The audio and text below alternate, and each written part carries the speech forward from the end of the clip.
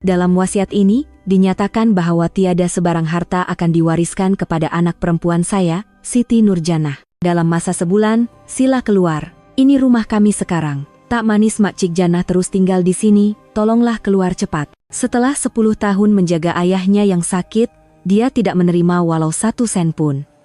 Abangnya pula membolot harta Rp30 juta. Ketika dihalau keluar dari rumah, satu panggilan telepon mengubah segalanya, membuatkan wanita itu terduduk dan menangis teresak-esak di situ juga. Kisah ini bermula jam 3 pagi. Di dalam suasana dingin unit rawatan rapi, ICU, Janah dapat mendengar nafas terakhir ayahnya. Dia menggenggam erat tangan ayahnya, Encik Badrul. Tangan yang sama digenggamnya setiap hari selama 10 tahun, kini terasa semakin sejuk. Ayah, ini Janah. Ayah dengar tak? Walaupun usianya menghampiri 80 tahun, tangan Encik Badrul masih terasa besar dan gagah. Janah masih ingat dengan jelas, tangan itulah yang sering mengusap kepalanya semasa dia kecil. Namun, sejak 10 tahun lalu selepas diserang stroke, tangan itu hanya mampu bertindak balas terhadap sentuhan Janah. Janah, terima kasih. Itulah kata-kata terakhir ayahnya. Sambil menahan air mata, Janah menjawab, "Ta, ayah, Janah yang patut berterima kasih." 10 tahun lalu, ketika ayahnya rebah secara tiba-tiba, usia Janah belum pun mencecah 40 tahun. Dia bekerja sebagai penjaga di sebuah pusat jagaan orang tua, dan bakal melangsungkan perkawinan tidak lama lagi. Namun, sebaik sahaja melihat keadaan ayahnya, Janah memutuskan untuk melupakan segalanya. Ketika itu, abangnya, Badri Syam, berkata dengan suara yang sibuk, "Janah, maafkan abang. Abang sibuk sangat dengan syarikat. Boleh tak Janah tolong jaga ayah? Duit belanja, abang tanggung." Janah mengangguk.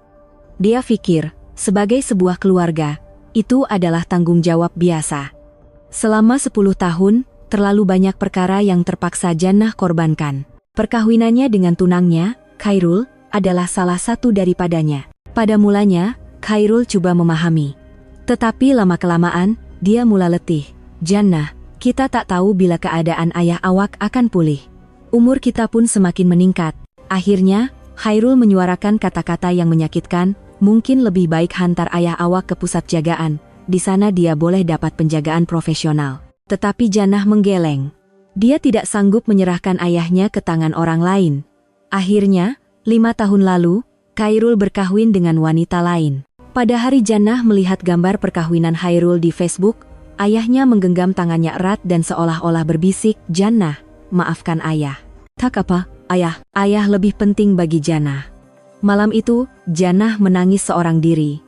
Tetapi dia tidak pernah menyesal. Selama 10 tahun, Janah menguruskan segala-galanya untuk ayahnya. Setiap subuh, dia akan mengubah posisi ayahnya yang gelisah. 3 kali sehari, dia akan menyuapkan ubat, menukar lampin pakai buang, dan membersihkan badan ayahnya. Walaupun ayahnya sudah tidak boleh bercakap, Janah akan tetap bercerita tentang apa yang berlaku setiap hari. "Ayah, cuaca hari ini cerah sangat." "Nak Janah buka tingkap, Abang Syam kata nak datang, tapi tak jadi lagi. Sibuk kerja katanya." "Ayah nak makan apa malam nih? Janah masakan bubur lambuk ya." Encik Badrul tidak dapat membalas dengan kata-kata, tetapi dia akan mengelipkan matanya sebagai tanda dia mendengar. Itu sudah cukup untuk membuatkan Janah bahagia. Abangnya, Badri Syam, atau mesra dipanggil Syam, hanya akan muncul sekali atau 2 kali sebulan. Setiap kali datang, dia akan memberikan uang untuk kos rawatan dan perbelanjaan, tetapi dia hanya akan tinggal paling lama pun sejam. Kakak iparnya, Rosita, lagi jarang nampak muka. Cuma sesekali semasa hari raya, mereka akan datang bersalaman sekejap dan terus pulang. "Ayah, Abang Syam kata nak datang hari ini. Agak-agak dia tinggal lama tak?" Namun, Syam sentiasa sibuk. "Ayah, Syam gerak dulu ya. Janah ada, dia boleh jaga ayah baik-baik." Janah berasa sedikit kecewa, tetapi dia coba memahami. Dia tahu abangnya sangat sibuk menguruskan syarikat pembinaan miliknya. Namun, ada kalanya dia berasa sangat penat. Apabila keadaan ayahnya tenat dan perlu dimasukkan ke hospital, Janah terpaksa membuat semua keputusan seorang diri. Setiap kali itu, Janah akan terfikir, "Kalau aku kawin, bagaimana agaknya hidup aku sekarang? Mungkin sudah ada anak, ada suami." Tetapi dia cepat-cepat membuang pikiran itu. Dia tahu ayahnya memerlukannya. Sehingga minggu lepas, ayahnya masih boleh makan sesudu 2 bubur lambuk yang Jannah masakkan. Apabila Jannah bertanya, sedap tak, ayahnya akan mengukir senyuman tipis. Tetapi 3 hari lalu, keadaannya tiba-tiba merosot, dia tidak mau makan dan hanya tidur sepanjang masa. Dokter berkata, masanya sudah tidak lama. Jannah, terima kasih. Selepas kata-kata terakhir itu, degupan jantung ayahnya semakin perlahan. Jannah tidak melepaskan genggaman tangannya. Jannah sayang ayah. Sangat-sangat sayang. Pada jam 3.15 pagi, Encik Badrul menghembuskan nafas terakhirnya dalam genggaman anak bongsunya, Jannah. Semua kenangan selama 10 tahun bersama ayahnya terlayar di pikiran. Walaupun sukar, ia adalah masa yang membahagiakan. Sentuhan hangat ayahnya, senyumannya, dan kasih sayangnya. Jannah tahu, pengorbanannya selama 10 tahun ini tidak sia-sia. Ayahnya pasti berterima kasih. Tetapi Jannah tidak tahu, kisah yang sebenar baru saja bermula. 2 hari selepas kematian ayahnya, suasana di majelis tahlil dan pengebumian riuh dengan tetamu yang datang menziarah. Jannah sibuk sejak subuh menguruskan persiapan, memilih gambar arwah, menyusun karangan bunga, dan bersedia menyambut tetamu. Matanya bengkak dan tidak dapat disembunyikan walaupun dengan solekan, tetapi dia tetap mahu menguruskan perjalanan terakhir ayahnya dengan sempurna. Jannah, sabar ya nak, kata Mak Cikia, jiran sebelah rumahnya. Kamu memang anak yang solehah. 10 tahun kamu jaga ayah kamu, mesti arwah bersyukur sangat. Betul tuh. Zaman sekarang nih, mana nak cari anak macam Jannah, Puan Zainab, jiran yang lain, turut mengangguk. Tetapi Jannah tahu, di sebalik kata-kata itu, ada maksud lain yang tersirat. Nasib baik ada anak lelaki. Sekitar jam 10 pagi, abangnya Badri Syam tiba bersama keluarganya, Syam, kakak iparnya Rozita, dan 2 orang anak saudara Jannah, semuanya berpakaian serba hitam. Jannah, penat ya? Syam menepuk bahu adiknya. Tak apa, Bang. Namun, kata-kata pertama Rozita berbeza. Kos pengurusan jenazah semua berapa? Resit semua simpan, kan? Jannah terkejut seketika. Ayahnya baru meninggal 2 hari, tetapi kakak iparnya sudah mula bercakap tentang duit. Ah, ya, ada simpan. Baguslah. Nanti senang nak kira balik, kata Rozita dengan nada dingin. Syam memandang istrinya, tetapi tidak berkata apa-apa. Tetamu semakin ramai.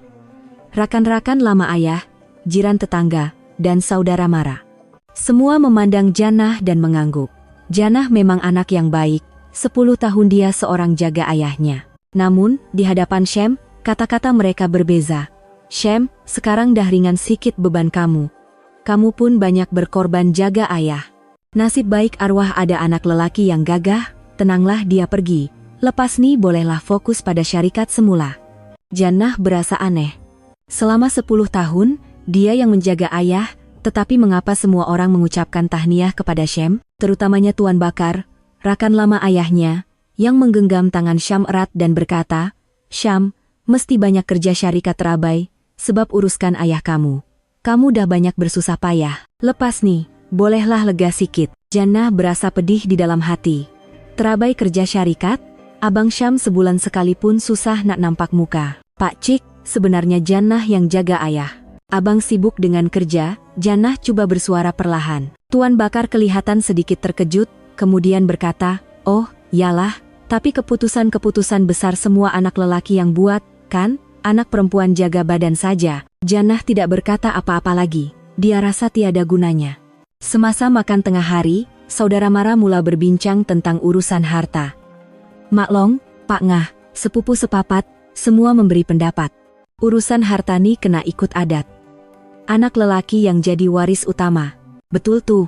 Syam anak sulung lelaki, dialah yang patut uruskan semuanya. Jannah hanya mendengar di tepi. Rasanya, selepas 10 tahun menjaga ayahnya, dia langsung tiada hak untuk bersuara. Ketika itu, Pak Ngah bertanya kepada Syam, Syam, arwah ada tinggalkan wasiat tak? Syam memandang Jannah sekilas. Entahlah. Jannah, ayah ada cakap apa-apa tak? Jannah menggeleng. Tak ada cakap apa-apa yang khusus, cuma kadang-kadang dia sebut pasal kena uruskan harta. Kalau macam tuh, kena hubungi peguamlah, kata Syam.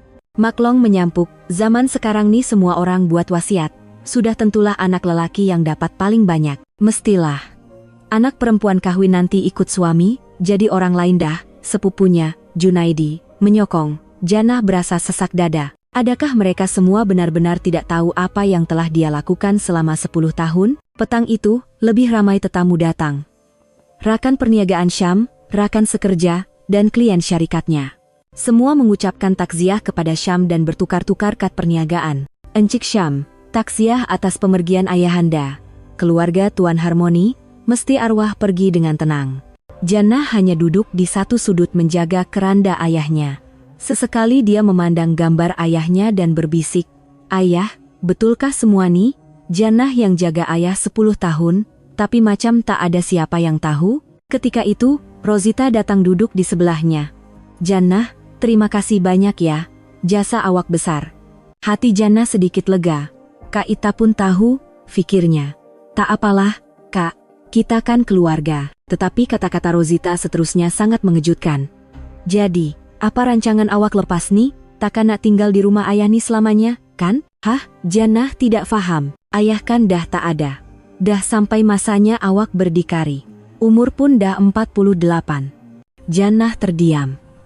Adakah kakak iparnya menyuruhnya keluar dari rumah yang didiaminya selama 10 tahun? "Kak, maksud akak, bukanlah akak suruh keluar tergesa-gesa. Pelan-pelanlah bersiap. Kami pun banyak benda nak kena uruskan. Anak-anak nak masuk universiti lagi." Jantung Jannah mula berdegup kencang. Dia dapat merasakan sesuatu yang tidak baik bakal berlaku. Menjelang malam, suasana menjadi lengang. Kebanyakan tetamu sudah pulang, hanya tinggal ahli keluarga. Syam datang kepada Jannah dan berkata, "Jannah, esok kita jumpa peguam. Kena periksa sama ada ayah ada tinggalkan wasiat atau tidak." "Baik bang." Kemudian, Syam teragak-agak sebelum bertanya, "Ayah ada cakap apa-apa pasal harta tak selama nih?" Jannah menggeleng. "Tak ada yang khusus. Cuma dia gembira bila abang cakap syarikat abang makin maju." "Oh, begitu." Syam kelihatan lega. Malam itu, Jannah berjaga di hadapan jenazah ayahnya. Ia adalah malam terakhir mereka bersama. "Ayah, esok hari terakhir kita." Jannah takut. Apa akan jadi lepas nih? Jannah tidak dapat tidur karena perasaan bimbang yang tidak menentu. Dia langsung tidak dapat membayangkan apa yang akan berlaku di pejabat peguam esok. Keesokan paginya, seperti biasa, Jannah memasak bubur lambuk kegemaran ayahnya. Bubur yang sama dimasaknya setiap hari selama 10 tahun. Tetapi kini, dia sadar, tiada lagi orang yang akan memakannya. "Jannah, awal bangun, Syam masuk ke dapur. Masak bubu. Abang nak?" "Tak apalah. Abang minum kopi saja." Sambil membancuh kopi segera, Syam berkata, "Jannah, terima kasih banyak sebab dah jaga ayah. Abang yang tak mampu, biarkan Jannah tanggung semua seorang diri." Jannah tahu abangnya benar-benar berterima kasih. "Tak apa bang." Jannah pun seronok dapat teman ayah. "Tapi sebab abang, Jannah tak dapat kahwin," kata Syam dengan riak wajah bersalah. Itu pilihan Jannah sendiri. Tetapi, adakah dia benar-benar tidak menyesal? Kadang-kadang dia terfikir, jika dia berkahwin dengan Khairul, mungkin sekarang dia sudah punya anak dan hidup sebagai suri rumah biasa. Syam bertanya dengan berhati-hati, "Jannah, ayah ada pernah cakap pasal harta tak?" Jannah berfikir sejenak. Ayah kadang-kadang ada cakap, Syam anak lelaki, dia penyambung warisan keluarga. Tapi Jannah, anak perempuan ayah yang sebenar. Anak perempuan sebenar? Ya. Jannah pun tak faham maksudnya. Ketika itu, Rosita masuk ke dapur.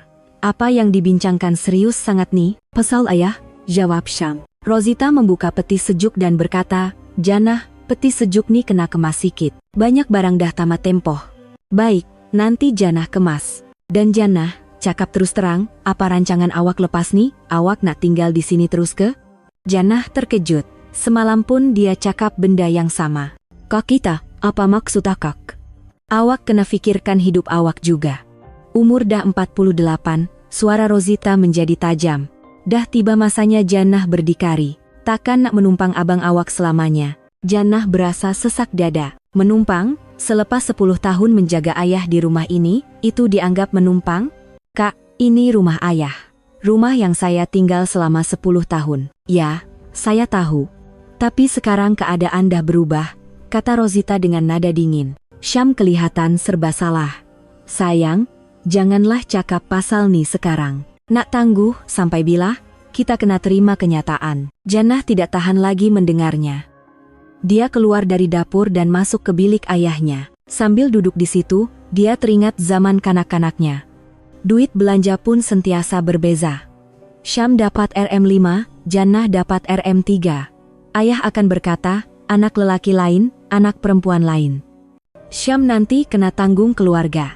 Semasa di sekolah menengah pun sama. Apabila Syam mau masuk universiti di Kuala Lumpur, ayah gembira dan membayar yuran tuition yang mahal. Tetapi apabila Jannah mau menyambung pelajaran dalam bidang kejururawatan, ayah berkata, perempuan, kawin nanti habis cerita.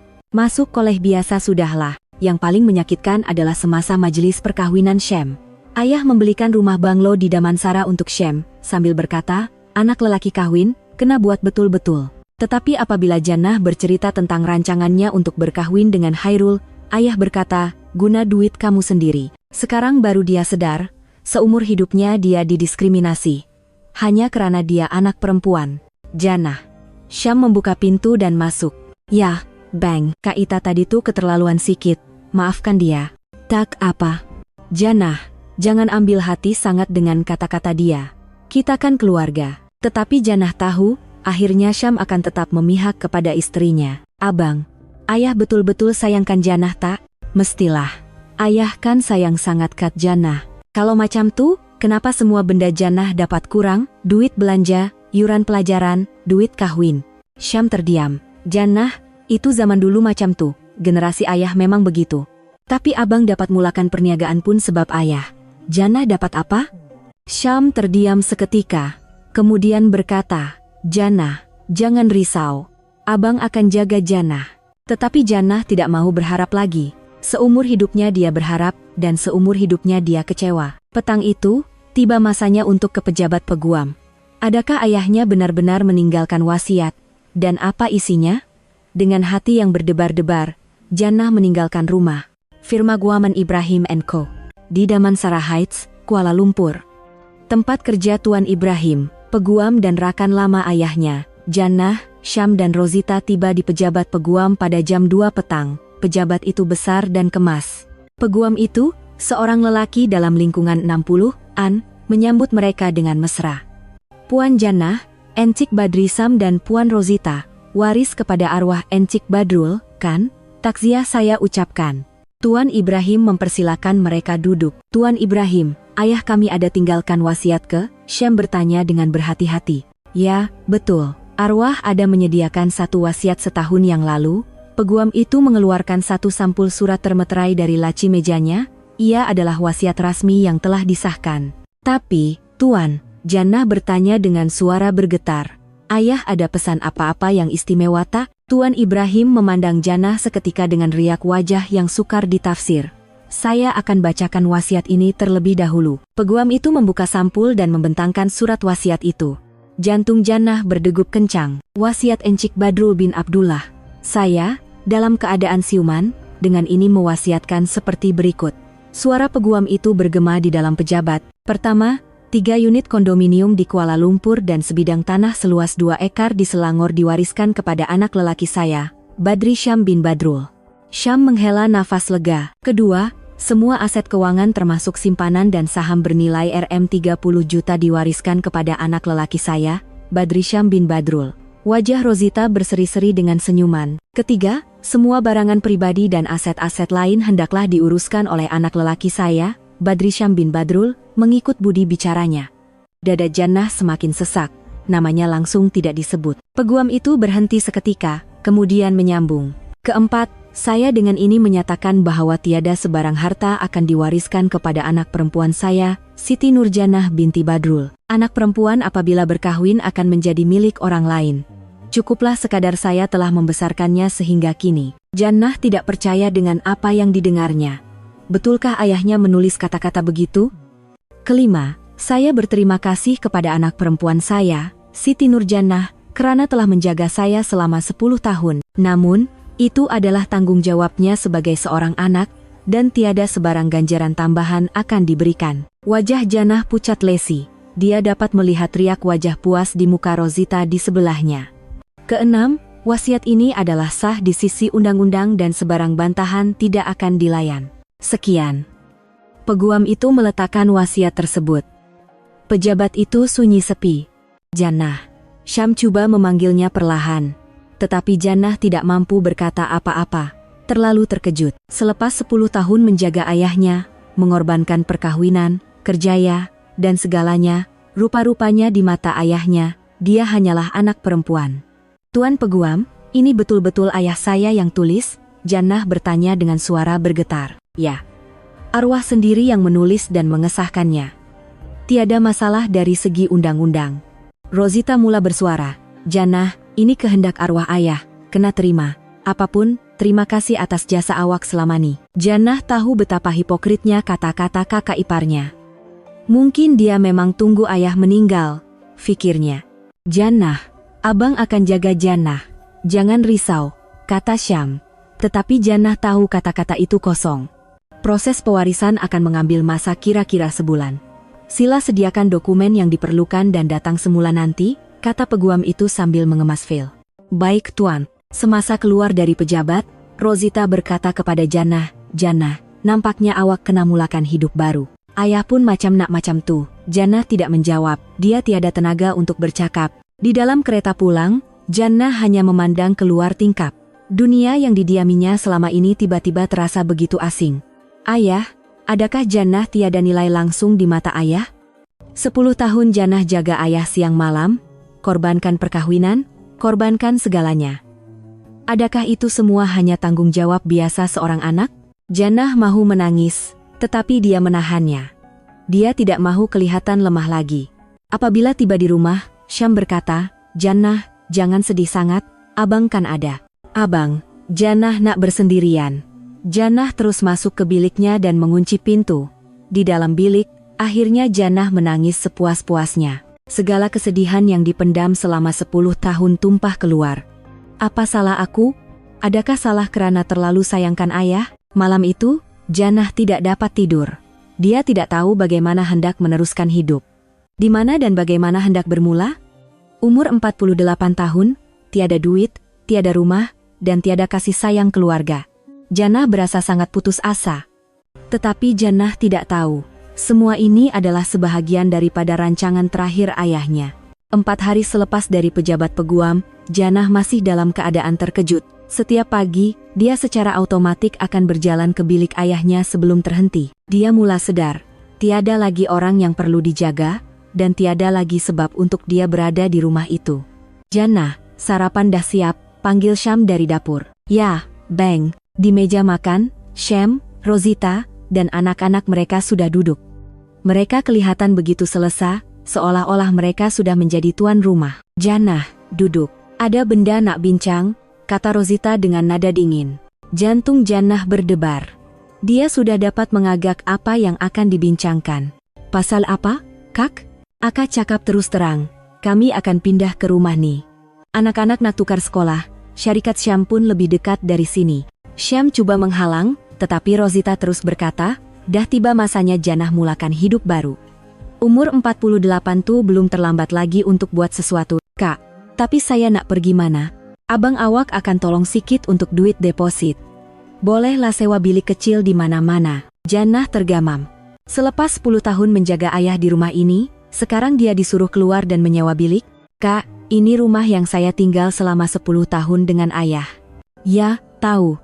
Tapi ayah kan dah tak ada, urusan harta pun dah selesai. Suara Rosita semakin tajam. Kena terima kenyataan. Anak saudaranya, Junaidi, menyampuk, Makcik, bilik saya sempitlah, susah nak belajar. Boleh tak saya guna bilik atuk? Hati Jannah hancur luluh. Ayahnya belum seminggu meninggal. Mereka sudah mahu mengambil biliknya. Junaidi, jangan cakap macam tu. Syam coba menegur, tetapi Rosita menghalangnya. Kenapa tak boleh? Bilik tu kosong. Junaidi kan nak SPM tahun ni. Jannah tidak tahan lagi. Kak Ita, melampau sangat nih. Ayah baru saja meninggal. Jannah, jangan emosional. Fikir secara praktikal, kata Rosita dengan senyuman sinis. Ayah dah tak ada, takkan nak biar bilik tu kosong. Dan terus terang cakap, Jannah pun kena fikir pasal kahwin, kan? Tak boleh harapkan abang awak selamanya. Jannah terdiam. Kahwin? Pada usia 48 tahun, tanpa sebarang wang. Syam berkata dengan serba salah. Sayang, janganlah tergesa-gesa. Beri Jannah masa untuk bersiap. Nak tunggu sampai bila? Sebulan? 2 bulan? Rosita berpeluk tubuh. Sebelum anak-anak mula sekolah penggal baru, semua kena selesai. Jannah sedar. Kakak iparnya sudah merancang segalanya. Mungkin sejak sebelum ayahnya meninggal lagi. Kak, jadi bila akak nak saya keluar? Sebulan cukup, kan? Cukup masa untuk cari rumah dan kerja. Sebulan? Suara Jannah bergetar. Terlalu singkat? Kalau macam tuh, 1,5 bulan. Tak boleh lebih. Syam menyampuk, Jannah, abang akan tolong. Duit deposit dengan kos pindah. Terima kasih, bang. Tetapi Jannah rasa mahu menangis. Abang tahu tak apa yang saya dah buat kat sini selama 10 tahun? Tahu. Abang tahu. Sebab tuh abang minta maaf. Suara Syam perlahan. Minta maaf saja cukup ke? Saya korbankan 10 tahun hidup saya untuk jaga ayah. Sekarang saya kena keluar dalam masa 1,5 bulan? Rosita berkata dengan dingin, Jannah, itu pilihan awak sendiri. Tak ada siapa yang paksa. Apakah cakap? Terus terang, kami hargai jasa awak jaga ayah. Tapi itu tak bermakna awak ada hak untuk tinggal di rumah ni selamanya. Jannah sangat terkejut. Dia tidak sangka pengorbanannya selama 10 tahun akan dipandang serendah ini. Dan fikir secara realistik, kalau Jannah terus tinggal di sini, keluarga kami tak selesa. Anak-anak pun ada, kata Rosita. Anak saudaranya, Mina, turut bersuara. Betul tuh, Mak. Kalau Makcik Jannah ada, rasa kekoklah. Hati Jannah bagai dihiris. Anak-anak saudaranya sendiri menganggapnya sebagai orang asing. Syam, awak cakaplah sesuatu, Rosita mendesak suaminya. Syam teragak-agak seketika, kemudian berkata, Jannah. Apa yang Kak Ita cakap tuh, ada betulnya. Kami pun kena fikirkan anak-anak. Pada saat itu, Jannah faham segalanya. Akhirnya, Syam tetap di pihak istrinya. Kononnya keluarga, tetapi pada saat genting, dia dibuang. Baiklah, kata Jannah perlahan. Apa? Saya akan keluar dalam masa 1,5 bulan. Rosita kelihatan lega. Bagus, itu pilihan yang bijak. Jannah bangun dari meja makan dan masuk ke biliknya. Dia terdengar suara perbincangan keluarganya dari luar, tetapi dia tidak mahu mendengarnya lagi. Di dalam bilik, Jannah memandang barang-barangnya yang terkumpul selama 10 tahun. Peralatan penjagaan ayah, ubat-ubatan, dan pakaiannya. Bagaimana dia hendak mengemas semua ini? Dia memandang keluar tingkap. Dunia kelihatan begitu besar dan dingin. Dia mula sadar betapa sukarnya untuk memulakan hidup baru pada usia 48 tahun tanpa sebarang harta. Ayah, betulkah semua ini? Adakah 10 tahun hidup Jannah sia-sia? Jannah mula mengemas barang-barangnya sambil menangis. Dia perlu memulakan hidup baru. Seorang diri, malam itu, Jannah tidak dapat melelapkan mata. Sambil berbaring, dia terkenang kembali 10 tahun yang telah berlalu. Adakah dia terlalu bodoh? Mengorbankan segalanya demi ayah? Adakah itu satu kesilapan? Tiba-tiba, dia teringat akan Khairul. Kata-kata terakhir Khairul 5 tahun lalu terngiang-ngiang di telinganya. Jannah, saya faham awak sayangkan ayah awak, tapi hidup awak pun penting. Awak tak boleh terus berkorban macam ni. Ketika itu, Jannah marah. Berkorban? Menjaga keluarga itu pengorbanan ke? Menjaga keluarga dan mengabaikan diri sendiri itu dua perkara berbeza. Jannah, awak sedang kehilangan diri awak. Mungkin kata-kata Khairul benar. Melihat kembali, dia rasa dia memang telah kehilangan dirinya. Jannah bangun dan membuka laci. Di dalamnya, masih tersimpan buku-buku rujukan untuk peperiksaan sijil kejururawatan 10 tahun lalu. Jejak impian yang terkubur sejak ayahnya jatuh sakit. Keesokan paginya, Jannah keluar mencari kerja. Sudah 10 tahun dia tidak melangkah ke alam pekerjaan. Tempat pertama yang ditujuinya adalah pusat jagaan tempat dia bekerja dahulu. Pengurus di situ menyambutnya dengan mesra, tetapi riak wajahnya cepat berubah. Cik Jannah, 10 tahun tuh lama sangat. Banyak sistem dah berubah. Cik kena ambil kursus latihan semula. Berapa lama kursus tuh? Sekurang-kurangnya 6 bulan. Hati Jannah menjadi berat. Umur 48 tahun, ambil kursus 6 bulan. Bagaimana dengan perbelanjaan hidup? Tempat kedua adalah sebuah pasar raya di kawasan perumahannya yang mencari juru uang. Umur berapa ya? Tanya pengurus. 48 tahun. Oh, maaf, kami cari yang lebih muda sikit. Tempat ketiga, keempat. Jawabannya sama. Umur terlalu tua. Pengalaman sudah lama. Mereka lebih suka orang muda. Petang itu, dia pulang dengan keletihan. Rosita sudah menunggunya di ruang tamu. Jannah, pergi mana? Kari kerja. Makam mana? Dapat? Susah sikit. Rosita tersenyum sinis. Memang pun. Zaman sekarang mana ada yang senang. Kak, boleh tak tempoh sebulan setengah tuh ditangguh kedua bulan? Tak boleh. Rosita menolak mentah-mentah. Janji tetap janji. Kami pun nak uruskan pindah. Ketika itu, Syam pulang. Bincang apa nih? Jannah minta tangguh tarikh pindah, kata Rosita. Syam kelihatan serba salah. Jannah, susah kecari kerja? Ya, bang. Susah dari yang saya sangka. Kalau macam tuh, biar abang tanya kawan-kawan. Mesti ada kerja kosong. Tetapi Jannah tahu, itu hanyalah kata-kata untuk menyedapkan hatinya. Malam itu, Jannah duduk seorang diri di bilik ayahnya. Ayah, adakah Jannah nih bodoh? Hanya gemas suaranya yang membalas. Tiba-tiba, teleponnya berbunyi. Nomor yang tidak dikenali. Halo? Ini Cik Jannah ke? Saya Mak Cik Kia, jiran sebelah. Oh, ya Mak Cik, ada apa? Jannah, kalau ada masa, boleh turun sekejap? Ada benda Mak Cik nak cakap. Jannah turun ke bawah. Mak Cik Kia menghidangkan teh dan berkata dengan berhati-hati. Mak Cik dengar cerita Jannah nak pindah, iya? Ya Mak Cik, kesiannya, dah 10 tahun Jannah jaga ayah. Mak Cik Kia mengeluh. Sebenarnya, Mak Cik panggil nih sebab ada hal. Jannah kenal Pak Cik Kasim yang buka kedai makan kat simpang tuh? Kenal.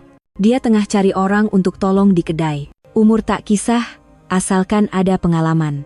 Mata Jannah bersinar. Betul ke, Mak Cik? Coba Jannah pergi esok. Mak Cik dah cakapkan sikit pasal Jannah. Terima kasih, Mak Cik. Terima kasih banyak-banyak. Dalam perjalanan pulang, buat pertama kalinya Jannah merasakan sedikit harapan. Walaupun hanya kerja di kedai makan, sekurang-kurangnya dia boleh bermula.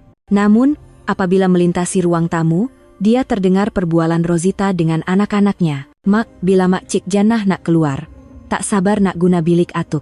Sabarlah. Sikit hari lagi dia keluarlah tuh. Kalau Mak Cik ada, rasa tak selesalah. Hati Jannah pedih. Sampai begitu sekali anak-anak saudaranya memandangnya. Dia masuk ke bilik dan memandang cermin. Wajah seorang wanita berusia 48 tahun yang letih. Kedutan semakin jelas, rambut pun sudah banyak yang gugur. Inikah aku? 10 tahun lalu, dia masih kelihatan muda dan cantik. Jannah membuat keputusan. Dia tidak boleh hidup menumpang belas kasihan di sini lagi. Esok, dia akan ke kedai makan itu, dapatkan kerja, dan segera keluar dari rumah ini. Walaupun terlambat, dia mahu memulakan hidupnya sendiri. Tetapi Jannah tidak tahu, cabaran yang sebenar baru sahaja bermula. Keesokan paginya, Jannah menuju ke restoran selera kampung. Pemiliknya, Pak Cik Kasim, seorang lelaki dalam lingkungan 50-an, menyambutnya dengan mesra. Mak Cik Kia ada cerita. Kamu jaga ayah kamu 10 tahun, ya? Ya, Pak Cik. Mesti penat. Kedai Pak Cik nih sibuk waktu tengah hari dengan malam. Gaji sejam 1. Macam mana? Saya setuju, Pak Cik. Bila boleh mula, esok datanglah waktu tengah hari. Dalam perjalanan pulang, hati Jannah sedikit ringan. Walaupun gaji hanya 10 sejam, sekurang-kurangnya dia sudah ada kerja. Tetapi, sebaik sahaja masuk ke rumah, suasana terasa tegang. Syam dan Rosita sedang duduk di sofa, berbincang dengan serius. Jannah, sini duduk, panggil Syam. Ada apa? Rosita menghulurkan beberapa helai kertas. Tengok nih, ia adalah maklumat tentang bilik sewa. Semuanya bilik-bilik kecil atau flat kos rendah. Ini apa? Kami dah carikan tempat tinggal untuk Jannah, kata Syam. Deposit Rm500, sewa bulanan 300. Cukup selesai. Abang akan bayarkan deposit. Tapi, Syam berhenti. Tapi apa? Rosita menyambung dengan nada dingin, kami harap awak boleh keluar sebelum hujung minggu nih. Tarikh kami pindah terpaksa diawalkan. Hujung minggu nih. Jannah terkejut. Bukan ke akak kata sebulan setengah? Keadaan dah berubah. Anak-anak kena uruskan pendaftaran sekolah baru. Jannah tidak percaya. Janji yang dibuat beberapa hari lalu sudah dimungkiri. Kak, tak terlalu cepat ke? Saya kena kemas barang lagi. Banyak sangat ke barang awak? Rosita mengejek. Beberapa helai baju saja, kan? Hati Jannah pedih. Kenangan yang dikumpul selama 10 tahun dianggap seperti beberapa helai baju sahaja. Jannah, maaf. Tapi kami tak ada pilihan lain, kata Syam. Ketika itu, Jannah tiba-tiba tertanya-tanya. Abang, Jannah nak tanya satu benda. Ayah betul-betul tak ada cakap apa-apa pasal Jannah ke? Selama 10 tahun nih, sekalipun tak ada? Syam teragak-agak. Entahlah, ayah kan jenis pendiam. Tapi mesti ada sesuatu. Apa pandangan ayah tentang Jannah? Jannah, buat apa fikir benda yang dah lepas? Rosita menyampuk. Jangan pandang belakang. Fikir masa depan. Tetapi Jannah tidak mahu mengalah. Abang, betul ke ayah tak cakap apa-apa? Syam mengeluh. Jujur cakap, ayah ada sebut pasal Jannah sekali-sekala. Dia kakak apa? Dia kata Jannah dah banyak berkorban. Dia rasa bersalah. Mata Jannah bersinar. Jadi, ayah ada fikirkan pasal Jannah? Tapi itu tak bermakna. Suara Syam perlahan. Tak bermakna apa? Rosita berkata dengan dingin. Tak bermakna wasiat tu boleh berubah. Realiti tetap realiti. Hati Jannah hancur. Fakta bahwa ayahnya memikirkannya membuatkan dia lebih sakit hati. Kalau begitu, kenapa wasiat itu begitu kejam? Ayah betul-betul kecakap anak perempuan kawin nanti jadi orang lain? Syam kelihatan terkejut. Itu kan tertulis dalam wasiat. Bukan. Jannah tanya.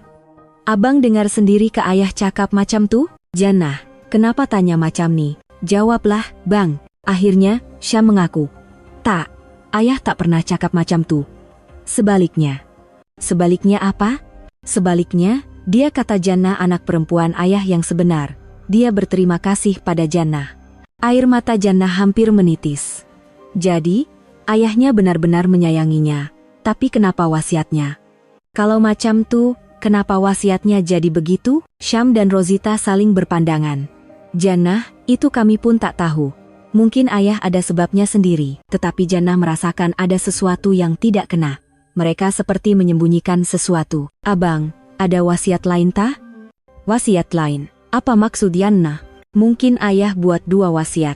Rosita bangun dengan terkejut. Apa awak cakap nih? Tak mungkin ada. Kenapa akak terkejut sangat? Bukan terkejut, cuma benda tu tak masuk akal. Jannah semakin yakin. Pasti ada sesuatu. Mereka sedang menyembunyikan sesuatu. Abang, betul kita kada? Syam teragak-agak. Yana, jangan-jangan Jannah. Jangan-jangan apa? Jangan-jangan Jannah berharap ada wasiat lain? Kalau ada, maka mana? Rosita hilang sabar. Jannah, jangan berharap benda yang mustahil. Terima kenyataan. Tetapi di satu sudut hati Jannah, timbul satu harapan. Jika ayahnya benar-benar menyayanginya, pasti ada maksud lain di sebalik semua ini. Baiklah, saya akan keluar hujung minggu nih. Malam itu, Jannah menggeledah bilik kerja ayahnya. Mencari jika ada dokumen lain, tetapi dia tidak menemui apa-apa. Ayah, betul ke ayah tiada apa-apa nak cakap pada Jannah?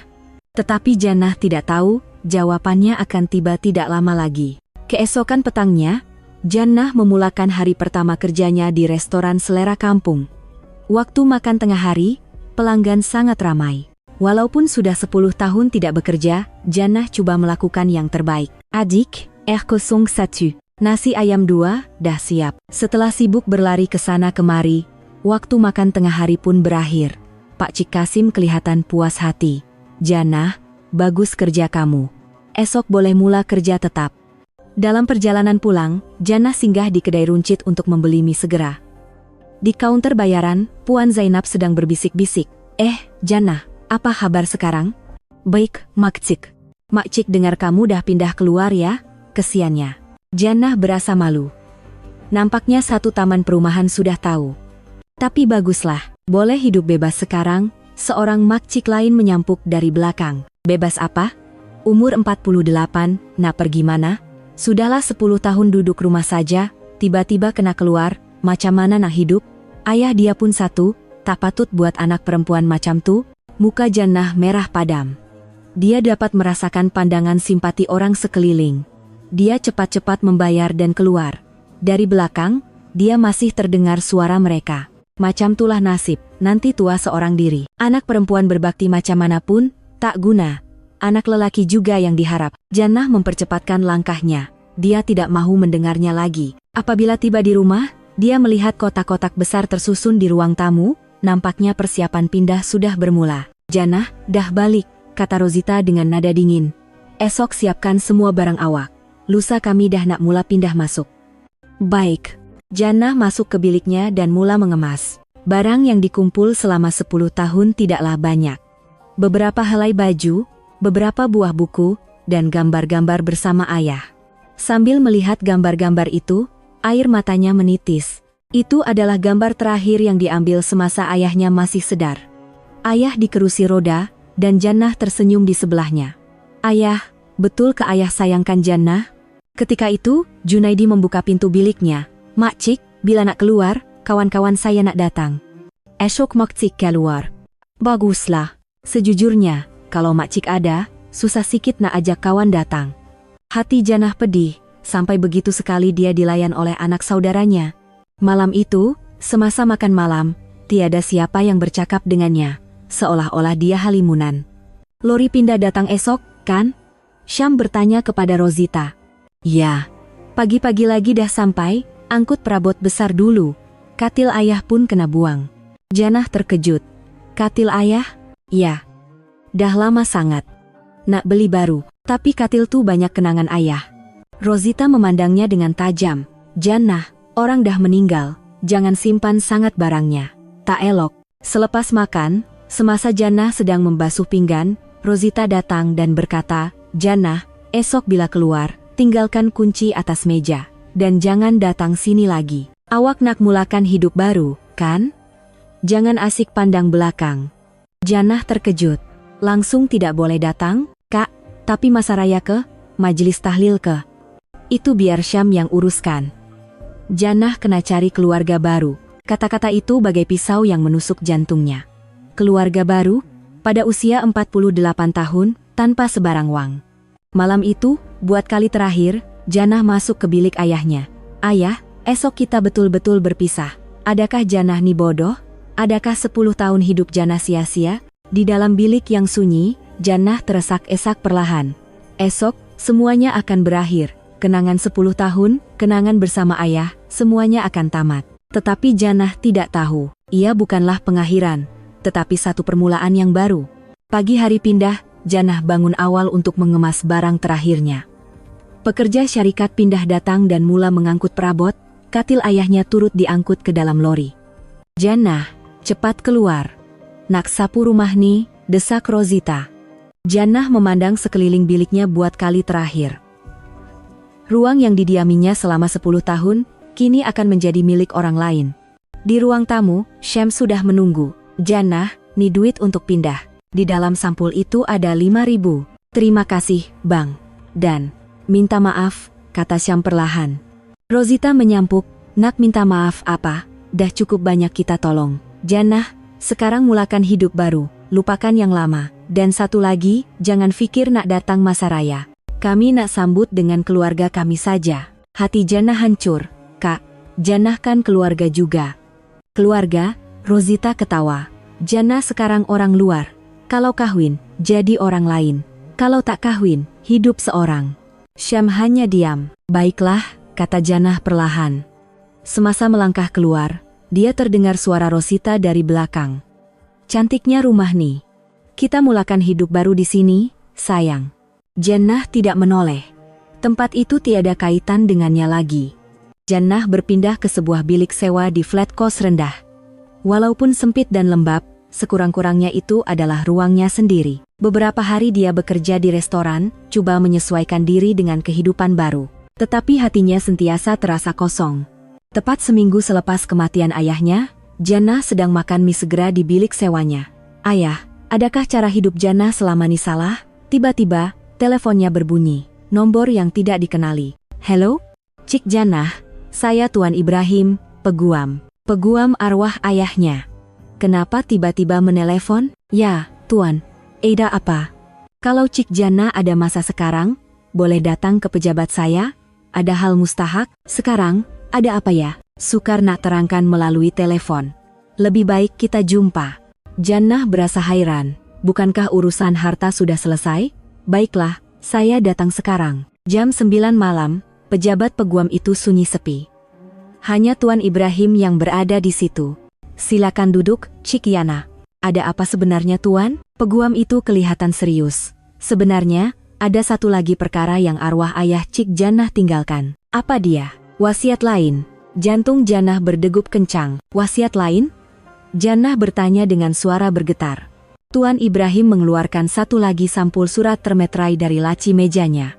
Arwah ayah Cik menyediakan 2 wasiat. 1 setahun yang lalu, dan 1 lagi 6 bulan yang lalu. Jadi yang kami lihat tempo hari. Itu wasiat yang pertama. Arwah memberikan arahan khas. Wasiat kedua ini hanya boleh didedahkan seminggu selepas pemergiannya. Jannah bingung. Kenapa? Peguam itu mengeluh. Kata arwah, dia mahu melihat bagaimana anak perempuannya dilayan. Dia tahu pengorbanan Cik Jannah selama 10 tahun, tetapi dia juga mahu menguji keikhlasan ahli keluarga yang lain. Jannah sedar. Ayahnya bukan mengujinya, tetapi menguji abang dan kakak iparnya. Jadi, wasiat yang sebenar ada pada Tuan? Ya, betul.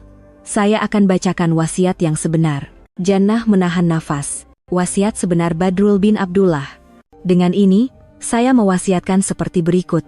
Pertama, daripada keseluruhan harta saya yang bernilai 32 juta, sebanyak 30 juta diwariskan kepada anak perempuan saya, Siti Nurjannah binti Badrul. Jannah tidak percaya apa yang didengarnya.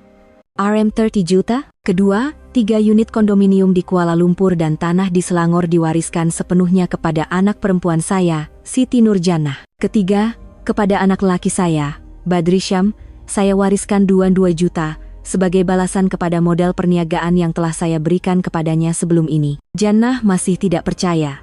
Adakah ini benar? Keempat, saya ingin menyatakan isi hati saya yang sebenar. Jannah, terima kasih kerana menjaga ayah selama 10 tahun. Ayah tahu betapa besarnya pengorbanan kamu.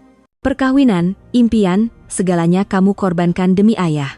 Harta ini semua pun tidak cukup untuk membalas jasamu. Air mata Jannah mengalir deras. Kelima, wasiat pertama itu adalah ujian terakhir ayah.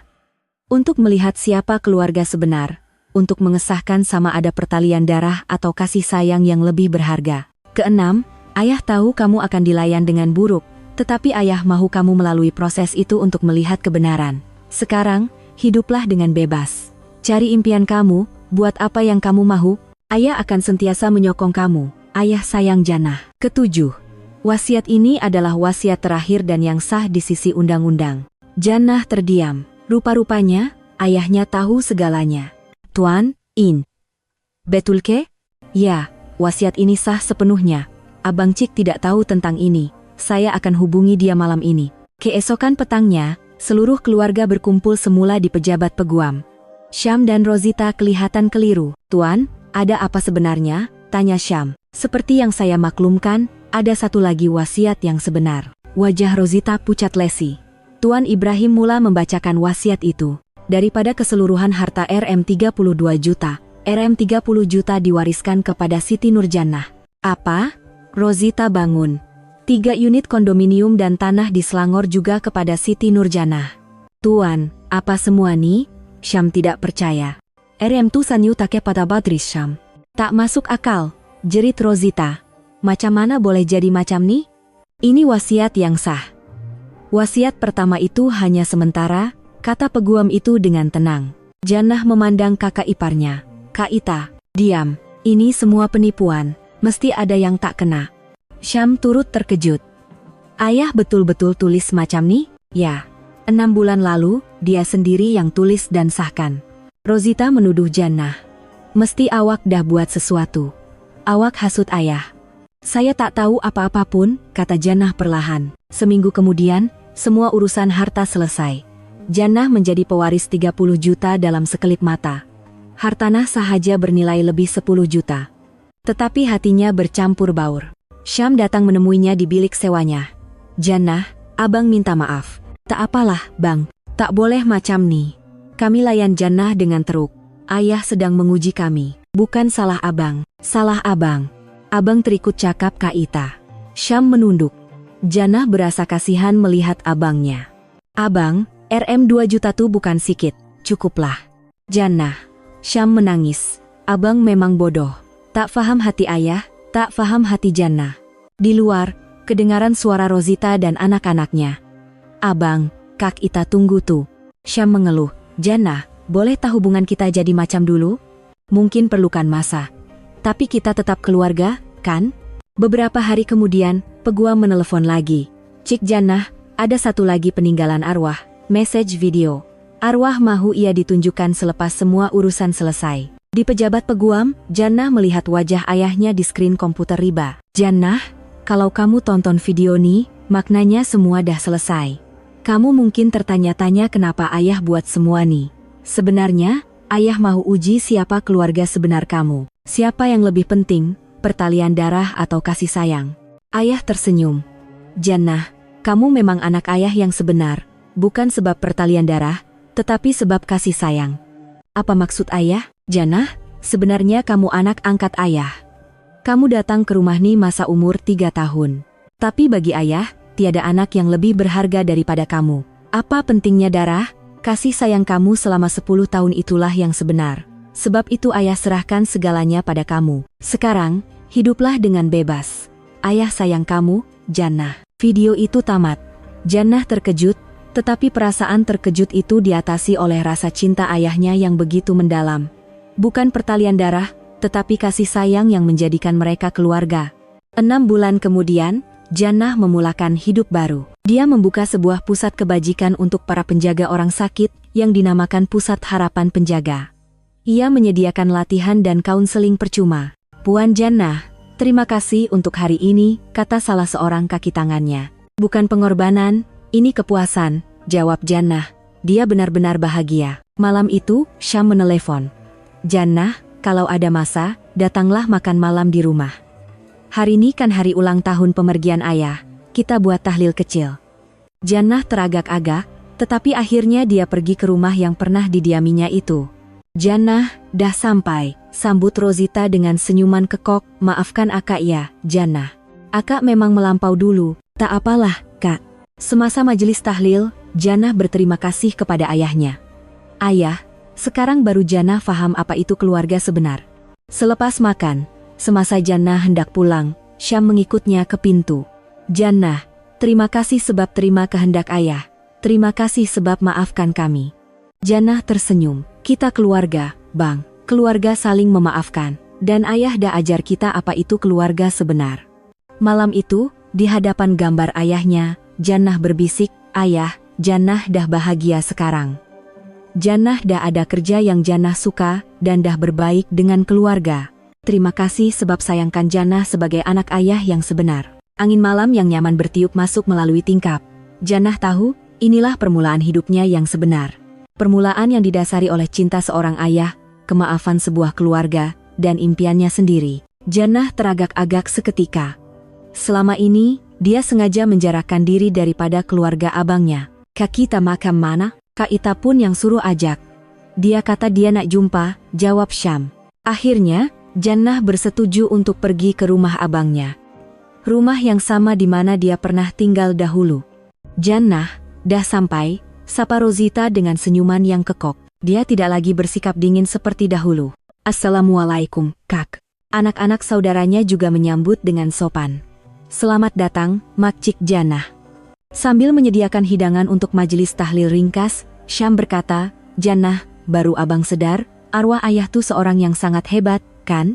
Ya, bang, dia sedarkan kita betapa pentingkan diri kita selama ini. Syam menyambung. Rosita turut menyampuk.